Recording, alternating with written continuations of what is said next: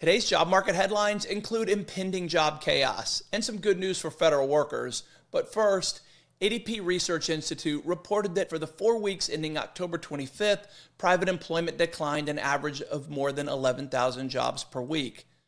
The data is drawn from ADP's National Employment Report Pulse. It's something new that they're doing weekly. And of course, it's preliminary and subject to revision as additional payroll information becomes available.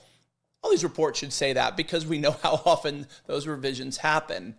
But for this data specifically, the trend was positive in early October. I mean, things look like they were actually trending up for a bit, but for the past couple of weeks now, they've been heading in the wrong direction.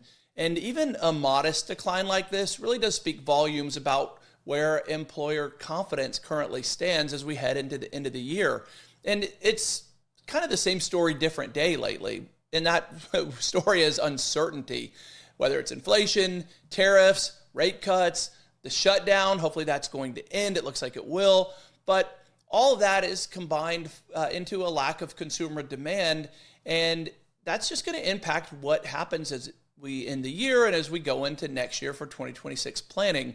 So look, I hate saying hope because we know that that's not a strategy, but I'll say it anyway. I hope that we see this turnaround soon. I hope that we get some stability from what the Trump administration is doing, from what all the infighting that's going on with in the Senate right now. I don't have a lot of expectations that that's going to happen, but we do need to see just some stability for the market to start heading in the right direction. So fingers crossed that that will happen.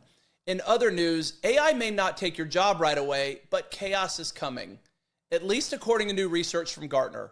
They say we're entering a period called jobs chaos, where between 2028 and 2029, more than 32 million jobs per year will be reconfigured or combined with AI. On a daily basis, 150,000 jobs will evolve through upskilling, while another 70,000 will be rewritten entirely. Gartner outlined 4 scenarios that they say represent AI's ripple effect on jobs and organizations. Scenario 1 is fewer workers doing the work AI can't. AI will handle most of the tasks and humans will fill in the gaps. The example they use is customer service. Scenario 2, fewer to no workers in AI-first enterprises. This is where highly autonomous operations will exist with minimal human oversight. Scenario 3, many busy workers using AI to work better and do more. Humans will leverage AI as a tool to improve existing workflows. And then scenario 4, many innovative workers combining with AI to push new frontiers. This is where AI and humans will collaborate to solve complex challenges such as breakthroughs in medicine.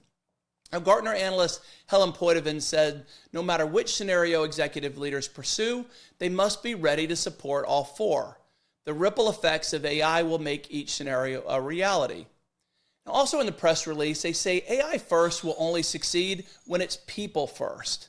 Now that sounds nice and neat. Seems so clean, doesn't it? But I'm just not convinced. Are we going to be in an age of more collaboration, or will it ultimately be competition? We know right now companies are actively trying to find ways to increase efficiency, save costs, do more with fewer workers by leveraging AI. And while a lot of people don't subscribe to that possibility at all, they think it's a lot of hype in the AI space right now. I'm on the other side of that argument. I think that this is going to be inevitable with AI becoming just increasingly more prevalent, and I believe that's going to pick up speed a lot faster than most anticipate. And so the takeaway from this, and when I see all these reports, is, look, we can't predict what's going to happen, but we have to be willing to adapt. Now let's close on a positive note. After missing 2 paychecks and facing layoffs, federal employees finally get some good news. The Senate's new bipartisan agreement to end the government shutdown includes back pay for all federal employees and reverses more than 4,200 reductions in force, which were the layoffs that took effect when the shutdown began on October 1st. Wow, it's really been a long time. This agreement also blocks any new layoffs until late January, while the lawmakers work to finalize spending bills. Union leaders called the move a win for fairness, stability, and talent retention. The shutdown, as we all know, was a political disagreement, right? It was over healthcare, had nothing to do with the workers. And so regardless of which side of that argument you're on, I'm sure everyone can agree that no employee should be a pawn in a political negotiation. Not that that's ever happened before. I'm being facetious, it happens all the time. Okay, so those are your headlines for today. Not a huge news day, but a couple really important things. Jobs are trending down, more AI news, as always. That's a daily occurrence, and good news on the shutdown coming to an end. So great to see that. But before we close, since we talked about federal as our last headline, here's your fun fact for today on that note. The first woman to be appointed to a U.S. cabinet position was Frances Perkins, who served as a Secretary of Labor from 1933 to 1945. What a groundbreaker.